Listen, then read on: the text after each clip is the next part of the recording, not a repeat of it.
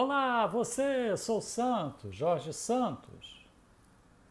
Meus amigos, vamos dar sequência nas videoaulas da área de conhecimento do Promoqual Vida, Gestão da Sustentabilidade. Todos nós, uns mais, outros menos, temos a preocupação com a questão ambiental. No que diz respeito aos impactos cada vez maiores, promovendo o aumento progressivo da poluição. Ações promovidas para mudar aspectos ambientais e mitigar os consequentes impactos ambientais são ainda muito incipientes. Várias empresas vêm implementando sistemas de gestão com o objetivo de introduzir práticas sustentáveis em seus processos produtivos. Além das iniciativas das empresas, há um crescente movimento individual das pessoas para introduzirem em suas vidas medidas mitigadoras que reduzam o consumo de recursos e a geração de resíduos e outras práticas que privilegiem ações sustentáveis.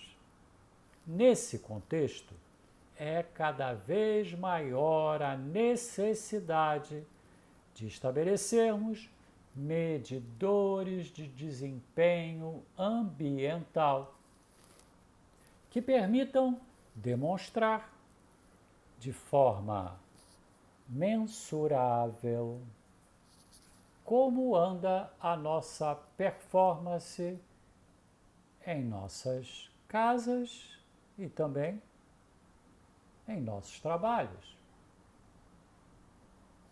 Muito bem.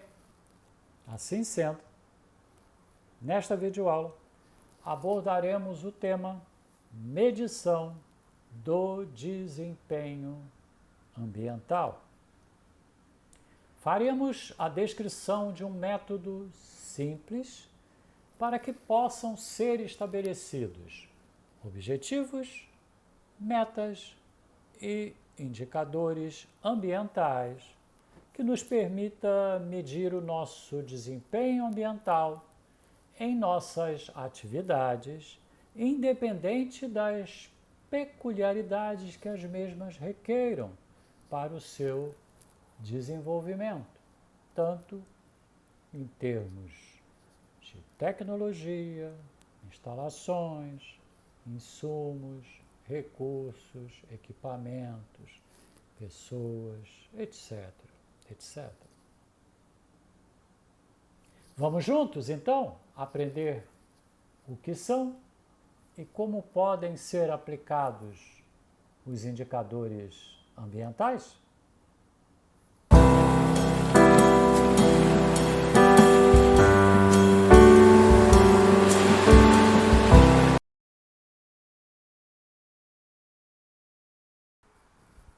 Meus amigos, o crescimento populacional em todos os lugares do mundo, somado com as modificações de costumes e práticas, fazem com que haja também um crescente aumento de consumo.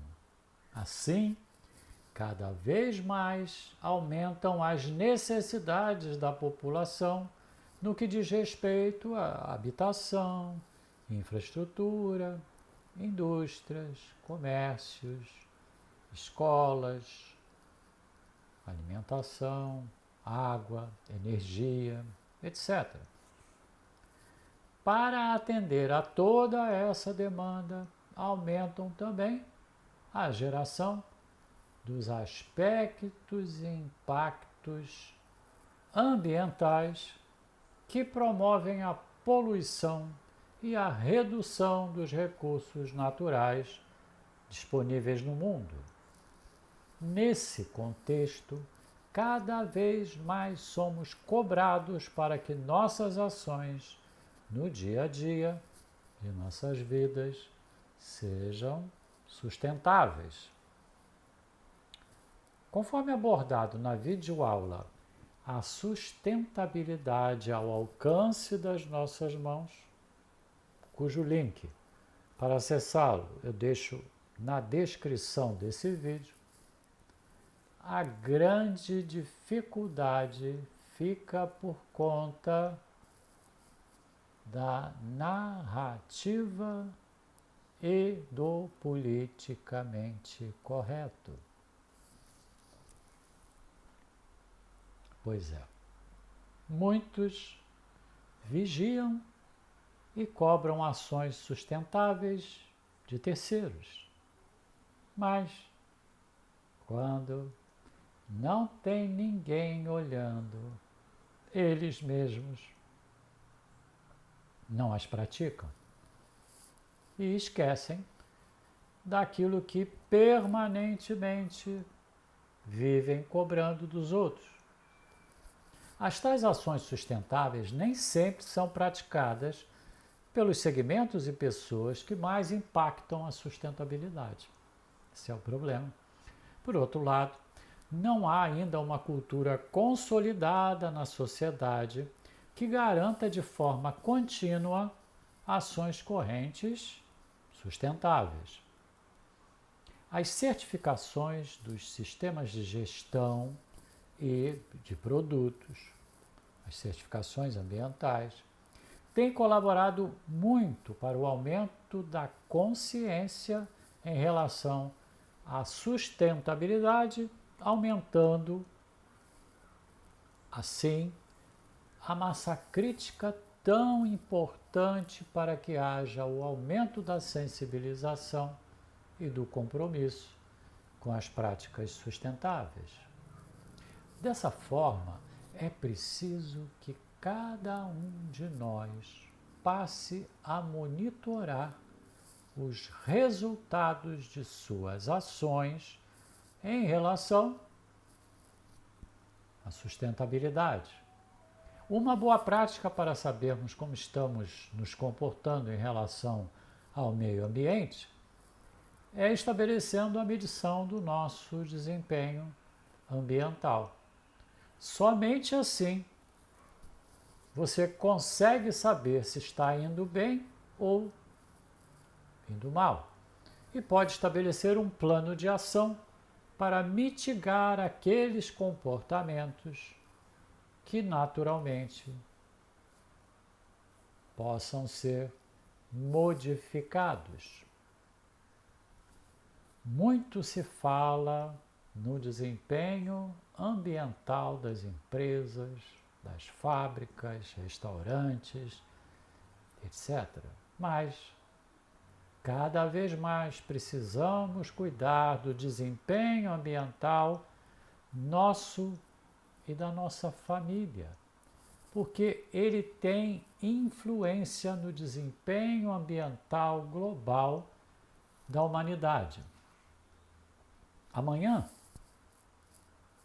nossos descendentes viverão nos ambientes que nós deixarmos para eles e certamente precisarão também de recursos que possam satisfazer as suas necessidades.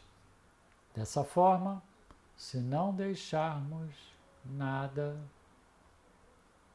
eles não terão nada para sobreviver.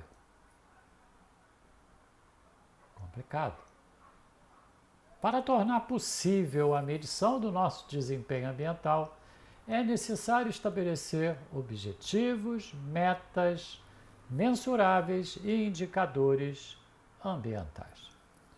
Os indicadores ambientais, quando monitorados, trazem uma série de benefícios. Por exemplo, promover e manter a mobilização das pessoas para a prática de ações sustentáveis, estabelecer o efetivo gerenciamento do processo produtivo do ponto de vista ambiental e promover a melhoria na comunicação entre as partes interessadas. As partes interessadas são as pessoas envolvidas naquela produção que são afetadas direta ou indiretamente por aquele produto, por aquele processo produtivo daquelas atividades em desenvolvimento. Dessa forma, para que efetivamente possamos melhorar o nosso desempenho ambiental, precisamos inicialmente conhecer esse nosso desempenho ambiental para depois poder alcançar melhorias, as melhorias que são requeridas. Para tanto, precisamos adotar os chamados indicadores de desempenho. Os indicadores de desempenho são importantes em qualquer atividade e assim é também no desempenho ambiental.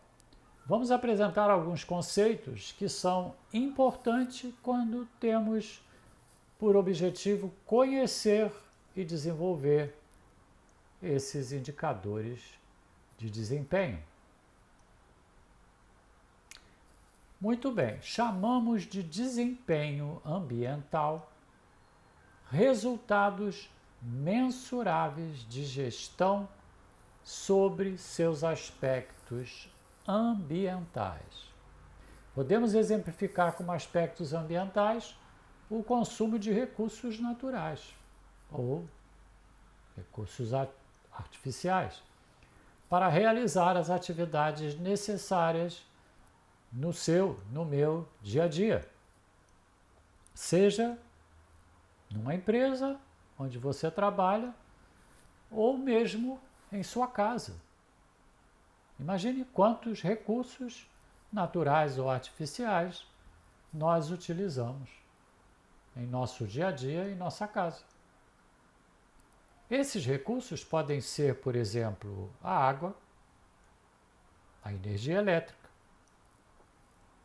o gás, insumos como materiais naturais ou industrializados, embalagens, transportes. O desenvolvimento das atividades, além do consumo de recursos, gera resíduos, como lixo orgânico, que geramos em nossas casas, e outros que podem ou não ser reaproveitados em outras ações, em outras produções. Assim sendo, o estabelecimento de objetivos, metas mensuráveis e indicadores ambientais é de fundamental importância para que tanto as empresas quanto nós, pessoas, utilizemos processos produtivos que sejam sustentáveis e que produzam o menor impacto possível. Muito bem. Já falamos várias vezes em processo produtivo e assim é bom que entendamos o que é isso. Qualquer coisa para ser produzida depende de um processo produtivo. Pode ser, por exemplo, a fabricação de um carro, de um avião, de um sabonete, ou mesmo a produção de um cafezinho que a gente toma deliciosamente todos os dias. Todos eles têm algo em comum, que são as entradas, os insumos, as transformações, que é a agregação de valor às entradas, e as saídas, que é o produto ou o serviço prestado. Para produzir o cafezinho, por exemplo, inicialmente temos que selecionar a tecnologia a ser utilizada.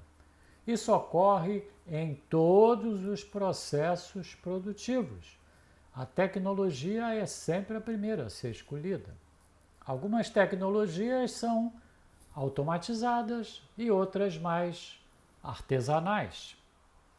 Vamos supor que a tecnologia que iremos utilizar para produzir o cafezinho seja o processo convencional de fazer o café. Dessa forma, teríamos o seguinte processo. Entradas são os insumos a serem utilizados para produzir o café, como, por exemplo, pó de café, a água, o açúcar ou o adoçante, a energia que você vai utilizar, o coador de papel ou de pano, o porta-coador, o recipiente do qual será produzido o café, as xícaras, as colherinhas e uma garrafa térmica para a manutenção, o armazenamento e manutenção da temperatura do café. Viram quanta coisa para fazer um cafezinho só nas entradas? Muito bem, agora vamos para as transformações. Entradas, transformações, saídas. Vamos para transformações. Trata-se das várias ações para produzir o cafezinho, tais como estabelecer a dosagem, quanto de água, quanto de pó, definir a temperatura da água e a quantidade de café que eu vou produzir, quantas xicrinhas. Segundo, fazer as medidas da água e do pó a serem utilizadas. Terceiro, aquecer a água até que a temperatura atinja aquela que foi estabelecida lá no primeiro passo. Quarto, colocar o coador no suporte e colocar o pó do café. Quinto, despejar pausadamente a água quente no coador. Sexto, coado todo o café, colocá-lo numa garrafa térmica para que a sua temperatura seja mantida. Isso foram as transformações. Então já temos as entradas, transformações. Vamos agora para as saídas. E as saídas? Trata-se do produto produzido. Nesse caso, o cafezinho, que precisa ser conservado quente. Essa é uma prerrogativa. Até o momento em que ele for consumido nas xícaras, nas xicrinhas. Perceberam como é complexo o processo produtivo do cafezinho? Imagina agora o processo produtivo para a fabricação de um carro. Imaginaram? Complexo, né? Desse processo é possível identificar, esse processo que a gente acabou de falar, do cafezinho, os aspectos e impactos ambientais que já mencionamos anteriormente. Por exemplo, para que o pó de café esteja disponível no supermercado para você comprar, foi necessário preparar a terra, plantar o pé de café, colher o grão do café, torrar o grão, moer o grão de café, ensacar, armazenar em um depósito, transportar do local de armazenamento até o seu supermercado, etc, etc, etc. Tudo isso, gente, gera impactos.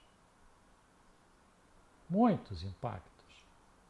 Porque são vários os aspectos ambientais para produzir o cafezinho.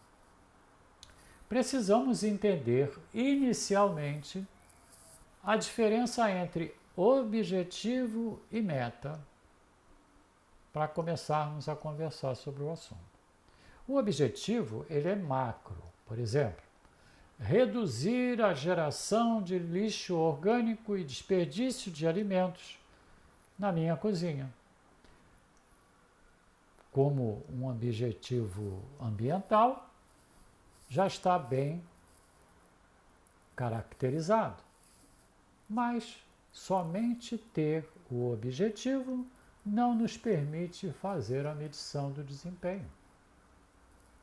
Faltam informações que me permita saber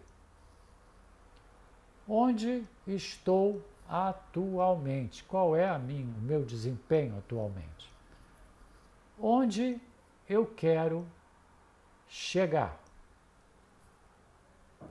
por onde começar e, principalmente, o que tenho que fazer hoje, amanhã e depois. Trata-se de um planejamento, mas como ponto de partida precisamos saber qual o nosso desempenho ambiental em relação ao lixo orgânico e em relação ao desperdício gerado. Para isso, são necessárias as metas ambientais. Lembra? Mensuráveis?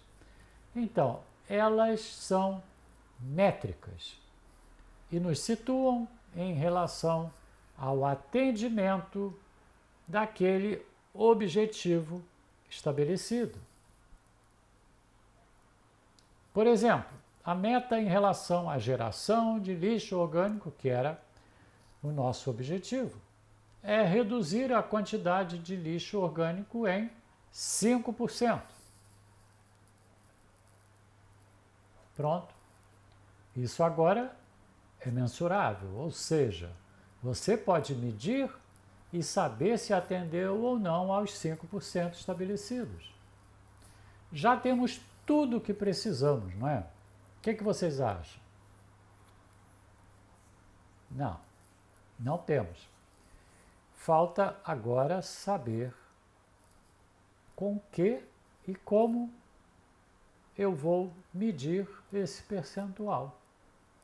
Porque se passarmos a ideia e cada um fizer de um jeito, vai ficar tudo muito heterogêneo.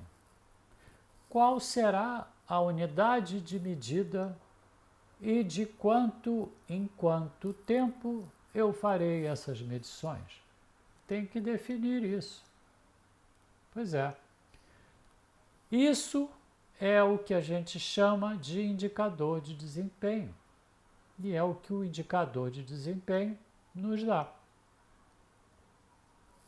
Assim, para cada meta, poderemos ter um ou mais indicadores de desempenho. Portanto, o indicador é a ferramenta estabelecida de forma bem detalhada para que todas as pessoas que o utilizem, o indicador, entendam claramente para que ele serve e como deve ser aplicado. Para a meta estabelecida no exemplo anterior, reduzir a quantidade de lixo orgânico em 5%, poderíamos ter o seguinte indicador: quantidade de sacos de 15 litros de lixo orgânico gerado e descartado por dia. O lixo orgânico é jogado num saco, então nós trabalharíamos com um saco de 15 litros e só o lixo seria descartado quando enchesse o saco de 15 litros. A medição seria diária, mas a apuração do resultado seria feita no final do mês, utilizando a seguinte fórmula de cálculo que colocamos aqui na tela. Quantidade de sacos de lixo gerados no mês vezes 15 litros, porque cada saco tinha 15 litros, divididos pela quantidade de dias do mês, 31, 30. A média de geração de lixo por dia no mês seria o nosso resultado. Depois de feita a comparação do resultado do mês anterior e calculado o percentual de redução desse mês que você está medindo com o mês anterior, se o resultado for igual ou menor que 5%, o desempenho ambiental está bom. Naturalmente, esse percentual de 5% pode ir diminuindo até que seja atingido o número factível de geração de lixo orgânico, face à tecnologia disponível na sua cozinha. Se chegar a um número que com aquela tecnologia a gente não consegue mais melhorar o nosso desempenho, só modificando a tecnologia. Muito bem. Feitas essas considerações iniciais, vamos apresentar então como estabelecer e usar os indicadores de desempenho. O que medir? O indicador deve estar associado à verificação do desempenho ambiental dos produtos e dos processos produtivos de uma empresa ou, no caso das pessoas, das suas atividades diárias desenvolvidas em casa, eu acabei de dar o exemplo da cozinha, ou na rua, ou também em seus locais de trabalho. O desempenho ambiental deve ser abrangente às entradas, insumos, transformação, que são as ações que agregam valor ao produto gerado, e as saídas, que são os produtos gerados, considerando a sua utilização, manutenção e também o descarte após o término da sua vida útil. Quais são, então, os atributos de um indicador de desempenho ambiental? Para que a gente estabeleça os indicadores, devemos, então, considerar algumas regras para que eles atendam a esses atributos que eu acabei de falar. Os indicadores devem ser simples de aplicar e simples de entender. Ser relevantes em termos das questões e dos valores ambientais. Medir coisas que realmente agreguem valor ao desempenho ambiental.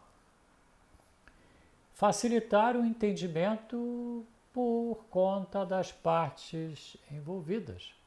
Todas as pessoas envolvidas têm que entender de que forma está medindo, o que está medindo, como está medindo. Ter uma base científica, é preciso ter uma rastreabilidade daquilo que está sendo medido. Considerar as dificuldades de monitoramento, como tempo, tecnologia, custos. Se coloca alguma coisa inviável de ser aplicado, não se consegue tornar aquilo perene na medição do desempenho. Proporcionar base sólida para comparações e também para a tomada de decisão. Não dá para comparar peras com bananas. Como medir o parâmetro? Para que o indicador meça um determinado parâmetro, é preciso estabelecer, primeiro, um sensor. O sensor é um método ou um instrumento para se medir o atributo que acabamos de falar. Uma unidade de medida, um parâmetro quantitativo ou qualitativo que permita a avaliação daquele atributo. Por exemplo, vamos ver um sensor e uma unidade de medida. Vamos supor que o atributo a ser medido é o tempo. Sensor a ser utilizado, relógio. Unidade de medida, a hora. Isso, naturalmente, pode variar em função da precisão de leitura que você quer para aquele indicador. O indicador tem que ser adequado aos objetivos e às necessidades para o efetivo acompanhamento da performance ambiental. A escolha de um sensor, bem como da unidade de medida, depende do que se necessita medir efetivamente. No caso do exemplo anterior, poderíamos utilizar o calendário como sensor para esse mesmo atributo tempo, se para o acompanhamento da performance ambiental os dias fossem a unidade de medida suficiente. Também poderia ser usado um sensor, o cronômetro, se a unidade de medida requerida fosse em intervalos mais curtos, como minutos, segundos, etc. Bom, assim, precisamos saber quais são, então, os sensores ideais. Os sensores ideais têm a seguinte característica. Primeiro, precisão.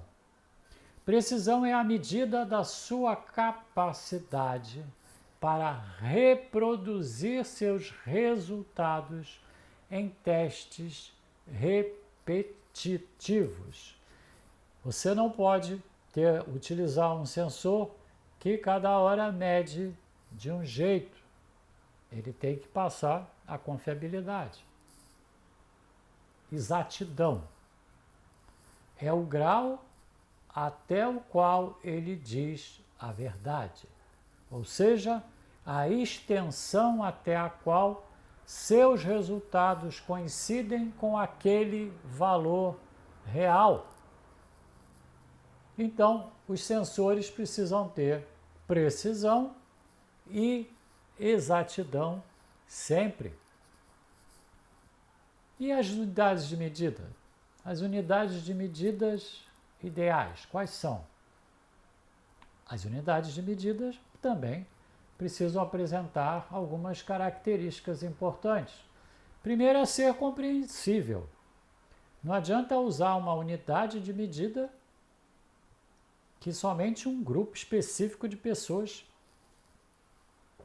que vão lidar com aquele resultado. Entendam? Por exemplo, se eu usar uma unidade que é pouco utilizado de forma geral, por exemplo, o megapascal. Se as pessoas não têm a sensibilidade para entender essa unidade, não adianta eu colocar essa unidade no indicador onde muitas pessoas vão fazer a análise. Segundo, para ter a unidade de medida, a segunda característica para essa unidade de medida, prover uma base consensual para a tomada de decisões. Ou seja, não induzir a várias interpretações. Se o resultado permite que cada um olhe e perceba de um jeito aquilo que está sendo mostrado, nós não vamos ter êxito na melhoria do nosso desempenho ambiental. Permitir também uma base de análises comparativas. Como eu já falei, não dá para comparar uma coisa que aconteceu numa determinada situação com outra que aconteceu depois. As características são muito diferentes. Por exemplo, comparar um determinado indicador que aconteceu na pandemia do Covid. Não dá para comparar esse indicador com um indicador de um momento em que não tinha pandemia e que as pessoas tinham relativamente uma vida, pelo menos aparentemente, normal.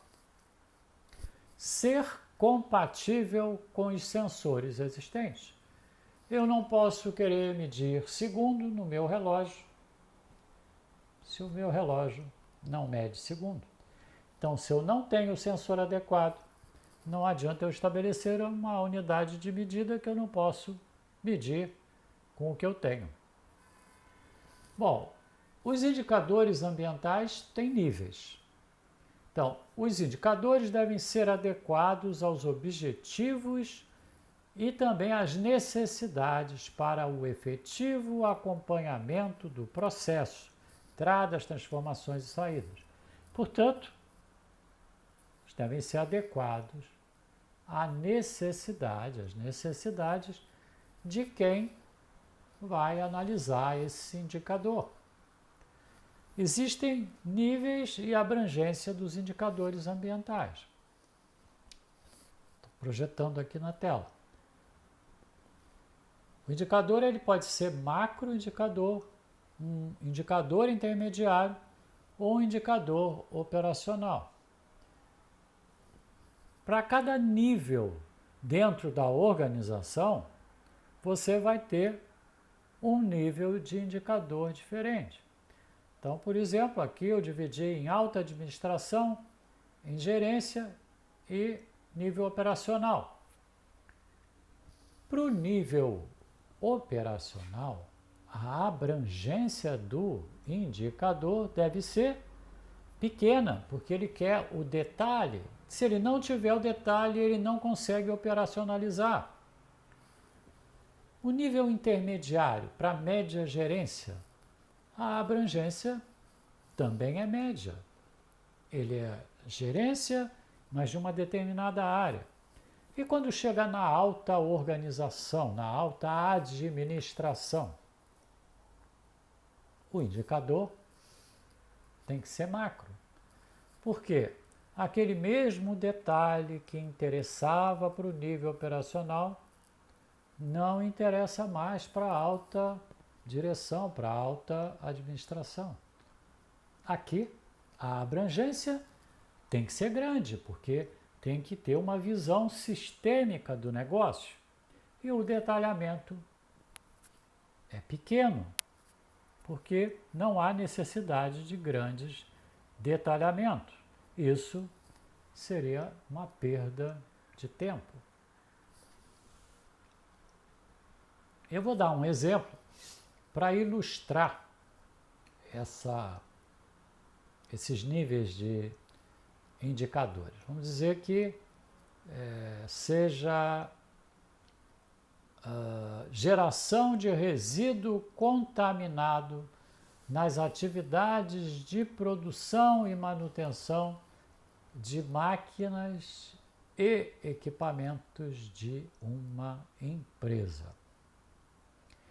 Então, o meu indicador vai ser geração de resíduo contaminado nas atividades de produção e manutenção de máquinas e equipamentos de uma determinada empresa. Como vocês podem ver, então aí os níveis da organização, eu repeti, a alta administração, a gerência e o nível operacional. Os exemplos, então, que eu coloquei para esse indicador, que eu acabei de citar, seria quantidade em metros cúbicos de resíduo contaminado gerado pela fábrica a cada 6 meses. O nível de detalhamento dele é pequeno. Ele é um macro indicador. E interessa para quem? Interessa para a alta administração. Com base nos resultados desse indicador, a alta administração consegue estabelecer planos e envolver os outros níveis, o nível gerencial e o nível operacional, para implementarem isso, essas providências. E no caso no intermediário, da gerência, quantidade em metros cúbicos de resíduo contaminado gerado por cada etapa do processo fabril da fábrica a cada mês. Para a gerência, agora interessa saber o que está acontecendo em cada etapa do processo produtivo, para ele poder revisar o processo e estabelecer uma melhoria contínua nesse processo. E, finalmente, no nível operacional. No nível operacional, a gente precisava de um grande detalhamento. Então, seria a quantidade em metros cúbicos de resíduo contaminado gerado por máquina utilizada em cada etapa do processo fabril da fábrica a cada dia. Para o operacional, ele precisa saber o detalhe em cada máquina, o que está acontecendo com cada máquina todos os dias. Para a produção, inclusive, não parar. Bem, agora vamos apresentar alguns exemplos de indicadores por aspecto ambiental. A gente vai dizer qual é o aspecto que a gente está querendo fazer a medição do desempenho ambiental e vamos colocar alguns indicadores para servir de exemplo e ficar aí. Esses indicadores, esses exemplos podem ser aplicados na sua atividade, dependendo tanto em casa quanto numa empresa, dependendo das suas peculiaridades. O primeiro aspecto que a gente vai abordar é o aspecto mais importante para o homem, é a água, né? A gente já falou disso no outro vídeo da sustentabilidade ao alcance de nossas mãos. Então, no aspecto água, a gente teria alguns exemplos de indicadores ambientais. Total de água retirada por fonte. Fonte é onde a água está surgindo. Então, pode ser de poços, da concessionária que fornece água, do rio, enfim, são várias fontes que a água pode se originar. O sensor pode ser o hidrômetro instalado em cada local onde haverá a medição, de onde você tira a água e onde você faz a medição. A unidade de medida pode ser um metro cúbico de água consumida diariamente ou mensalmente, depende do que você precisa. Um segundo exemplo, percentual e volume total de água reciclada e reutilizada.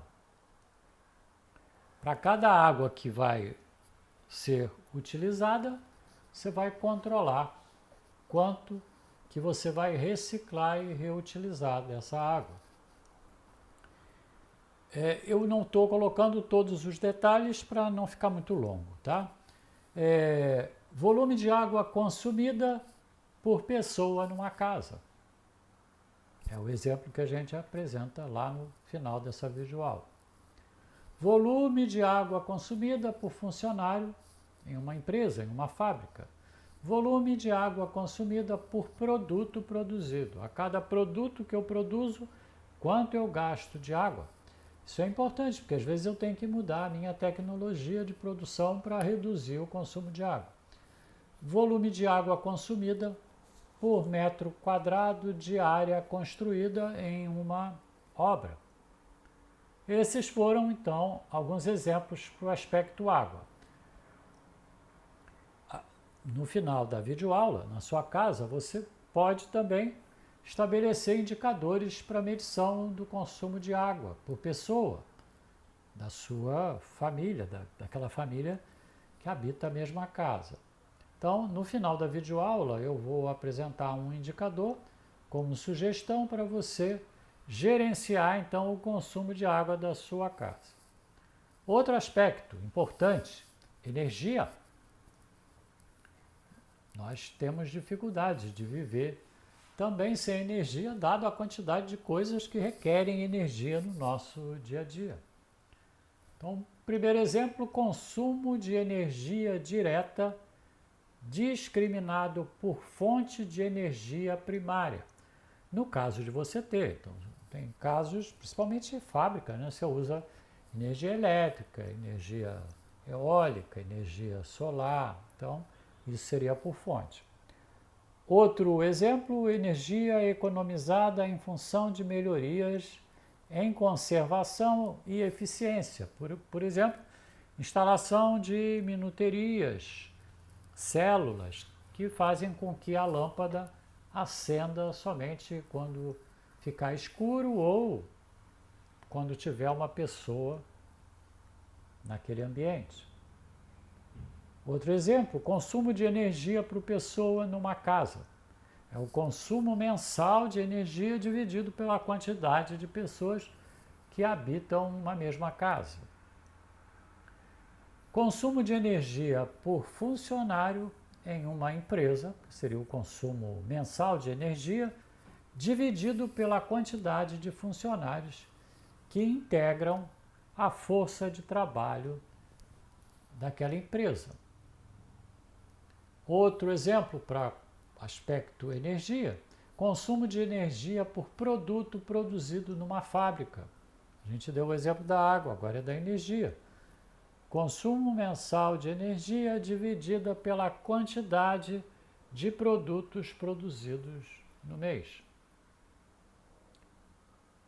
E o último exemplo, consumo de energia por metro quadrado de área construída em uma obra. Vimos o aspecto energia. Vamos para outro aspecto agora. Agora é um aspecto também bastante importante, que são os materiais. Os materiais são insumos. A gente deu o exemplo lá do cafezinho. Quais eram os insumos do cafezinho? Primeiro exemplo, quantidade de materiais usados por produto produzido. Então, é o volume total ou o peso total de uma mesma categoria de materiais consumidos em um mês, dividido pela quantidade de produtos que você produziu naquele mês. Com isso, você vai ver se você está consumindo mais ou menos, está desperdício, qualquer outra coisa.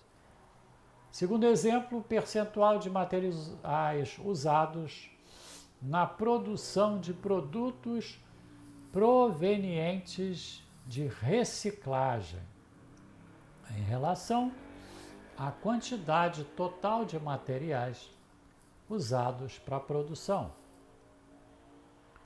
Outro exemplo, percentual de redução de resíduos gerados por unidade produzida.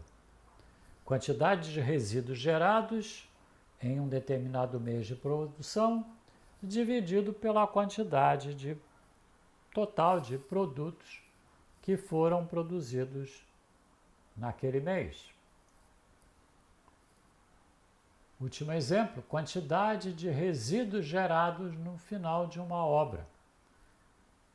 É o volume total de resíduos que foram descartados naquela obra.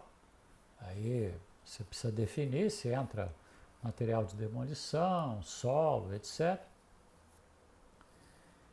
Por metro quadrado de área construída, medido de modo acumulado ao final da obra,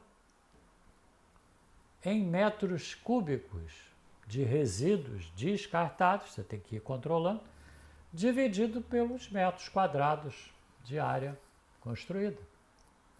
Aí você consegue achar por metro quadrado a quantidade de resíduo gerado nessa obra. Aspectos, por exemplo, o aspecto transporte. Redução de emissão de fumaça preta de unidades veiculares a diesel. Isso é um item preocupante. Então, você faz a medição por veículo. Aspecto equipamento. Redução do consumo de combustível por equipamento utilizado. Você pode fazer isso, inclusive, com o seu carro.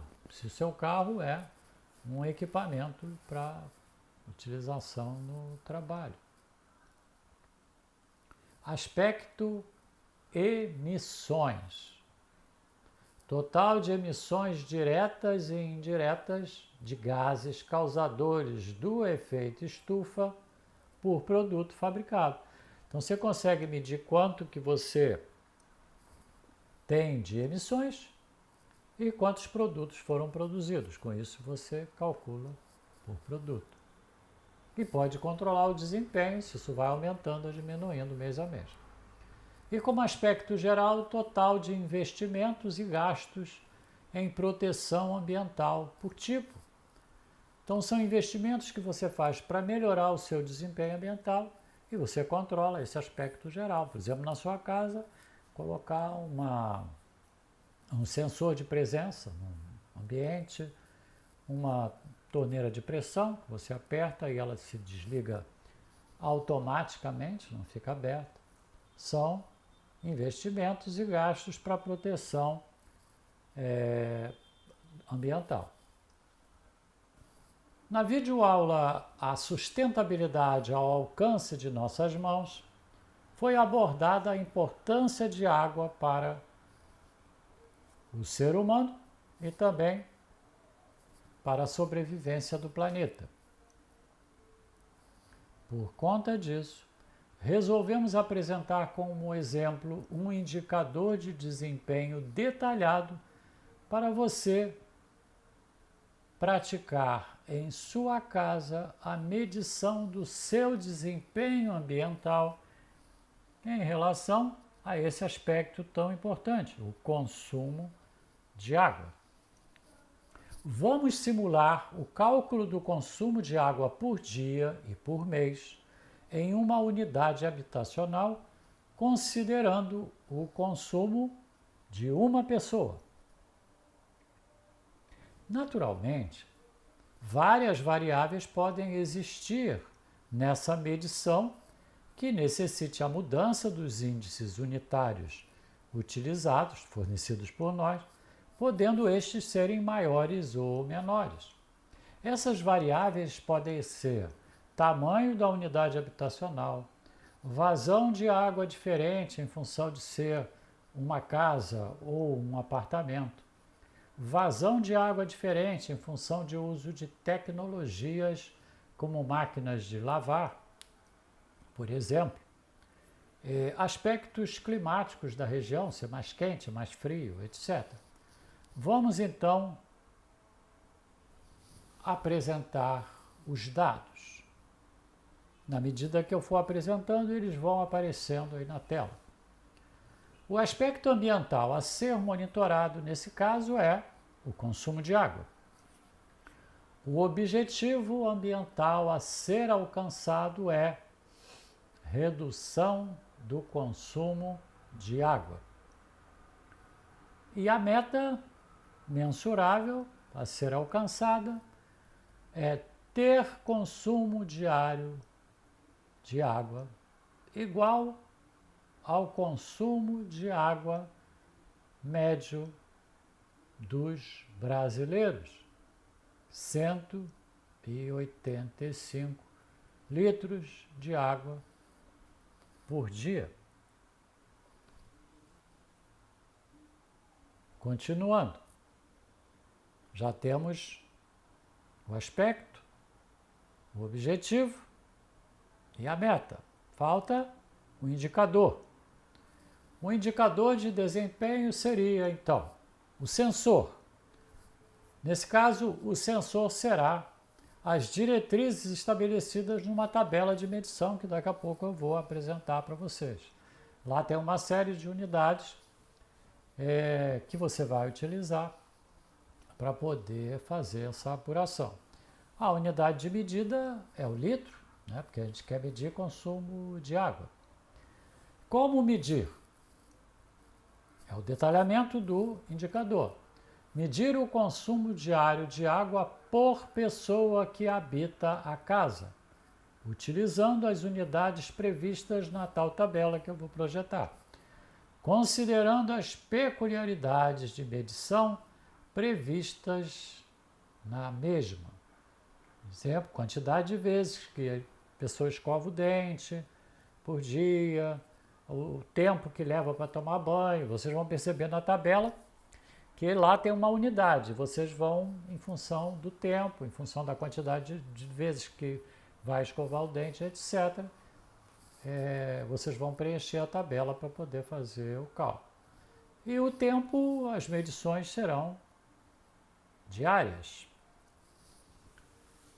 Muito bem, então o cálculo do consumo médio de água por pessoa por dia, então vai ser igual a soma do consumo de água diário por pessoa no mês, dividido pela quantidade de dias do mês.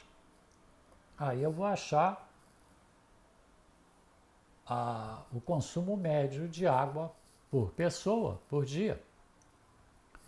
Depois, o cálculo do consumo médio de água da casa por dia. Para eu achar agora, eu achei de uma pessoa, para achar o da casa, vai ser a somatória das médias diárias de todas as pessoas que habitam aquela casa, 3 pessoas, 2, 5, depende, dividido pela quantidade de pessoas que habitam a casa. Assim, eu vou achar o consumo médio de água da casa por dia. De posse desses resultados, deve ser feita uma comparação com o consumo de água desejado, ou seja, a meta estabelecida de 185 litros de água por dia, que é a média dos brasileiros. Caso a meta não tenha sido atendida, deve então ser avaliadas as alternativas para reduzir o consumo em função dos resultados comparáveis com a média dos brasileiros, que é a meta a ser alcançada. Então, para a confecção do indicador, seria avaliado os índices de consumo conforme diretrizes apresentadas na tabela. A gente vai mostrar a tabela daqui a pouco. Naturalmente, os quantitativos indicados na tabela foram fruto de uma simulação, de um exemplo hipotético. Você deve adaptar a sua tabela em função da realidade de sua casa. É importante destacar que o consumo de água pode variar muito de uma pessoa para outra em função dos seus hábitos. Então, por exemplo, uma pessoa que toma banho em 5 minutos vai consumir muito menos água do que uma pessoa que toma banho em 15, 20 minutos. Para o cálculo, considere as unidades que também estão apresentadas na tabela. Você precisará preencher a tabela com os números da sua casa nas seguintes colunas. As 3 primeiras colunas, elas são os referenciais, então são fixas. Você vai preencher da 4ª coluna para frente. Então, a 4ª coluna é o consumo por unidade. A 5ª coluna, quantidade por dia. 6ª coluna, consumo por dia em litros. E a última, consumo por mês em litros. E aí você vai por atividade do seu dia a dia. Por exemplo, banho de chuveiro. É a primeira linha. Banho de chuveiro, a unidade são 12 litros por minuto. Esses dados que eu estou utilizando são dados médios das fontes que já foram projetadas aí para vocês. Então, 12 litros por minuto, você vai preencher a primeira coluna, que é o consumo por unidade. Então, para cada banho que você toma, você gasta, 10 minutos. Aí no exemplo vão ser 10 minutos, mas depende de cada pessoa. E depende também da quantidade de banhos que você toma por dia. E aí você vai colocando e vai multiplicando para achar os resultados do consumo por dia e depois o consumo por mês em litros. A segunda linha vem escovação de dentes. A terceira, lavagem de rosto. A 4ª, descarga do vaso sanitário com caixa acoplada. Descarga de vaso sanitário de pressão na parede. Então, as vazões são diferentes, né? Então, uma você tem um consumo de 7 litros por descarga, a de pressão da parede são 19 litros por descarga, o consumo é maior. E vai por aí afora. Então você vai preenchendo a partir da quarta coluna com os dados da sua casa para poder, no final, apurar o seu consumo. Obviamente você vai escolher aquela modalidade que é igual à da sua casa. Se não tiver, aí você tem que estabelecer um valor médio, porque a alternativa, de repente, que você tem na sua casa não foi prevista em todas as... Mas, de forma geral, os exemplos dados aqui cobrem todas as possibilidades. Depois, você vai para o consumo de água na cozinha. E aí você vai ter as atividades de preparo de alimentos, lavagem manual da louça ou lavagem em máquina de lavar, e você vai optar e vai colocando lá as quantidades, os consumos por unidade e a quantidade de vezes que você utiliza para calcular a quantidade de litros. Naturalmente, se você não tem máquina de lavar, ou se você tem, mas você não usa, você não vai colocar nada na máquina de lavar, tá certo? Depois você vai para os outros consumos, em que tem atividades, por exemplo, limpeza da casa.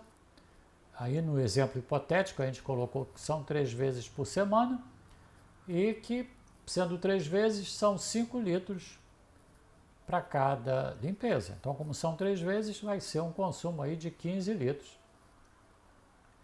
por semana. Esse é um caso hipotético. Você vai preencher aí da quarta coluna para frente o que é na sua casa. Aí você depois tem lavagem de roupas, que pode ser em máquina ou lavagem de roupa no tanque. Você vai escolher lá a sua tecnologia utilizada e vai colocar a quantidade de vezes que utiliza. E finalmente a ingestão de água por dia. Aqui você deve considerar aquilo que efetivamente você consome.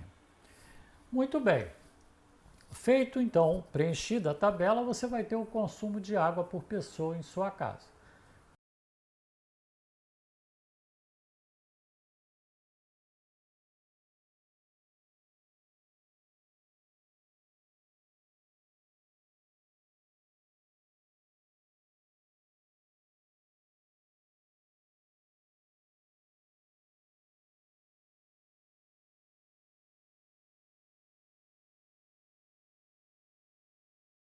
Total de consumo de água por mês. No meu exemplo hipotético, eu cheguei aqui a 8.245 litros por mês. E consumo de água por dia. No meu exemplo hipotético, eu cheguei a 274,8 litros de água por pessoa por dia, numa casa. Considerando o consumo previsto pela ONU, lembra que a gente apresentou naquela outra videoaula da sustentabilidade ao alcance de suas mãos?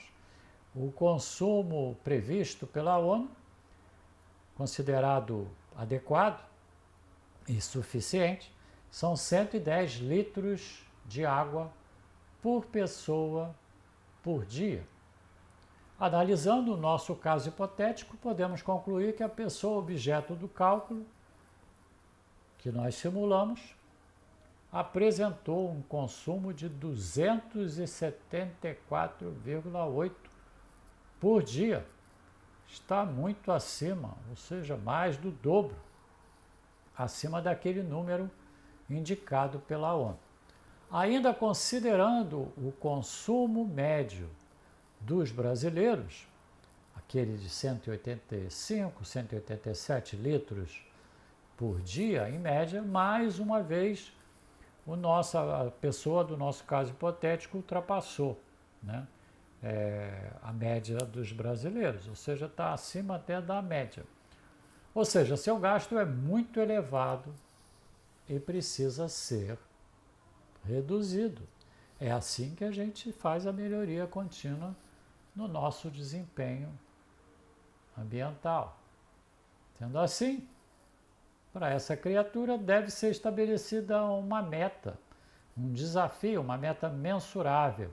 Mas não adianta só a meta, tem que ter o plano de ação de como vai fazer isso, para reduzir o consumo de água por dia, considerando todos aqueles itens previstos na tabela. E veja, nós não consideramos vazamentos, que é uma praxe acadêmica nas unidades habitacionais e nas empresas, nas terras brasileiras. As pessoas não dão muita atenção para os vazamentos, e os vazamentos, às vezes, uma pinga-pinga numa goteira fica meses, às vezes anos. Muito bem, concluímos. Apresentamos aí como montar os indicadores ambientais para você medir o seu desempenho ambiental. E então, essa videoaula te ajudou? Se sim, curta e emita um comentário. Estamos sempre atentos para atender aos seus comentários e solicitações. Afinal, demos partida na área 41, Gestão da Sustentabilidade do Promocol Vida, a partir das solicitações dos nossos espectadores. Isso fez ligar o sinal de alerta para a gente desenvolver e atender a todas as áreas. Ainda temos áreas que não foram abordadas, mas certamente serão. Todas as semanas, novas videoaulas são publicadas aqui no Promocol Vida. Se inscreva no canal e acione o sininho para ficar ciente da nossa programação. Assim, você pode escolher aquilo que é do seu interesse para você assistir. Obrigado por você ter estado aqui com a gente. Grande abraço. Saúde.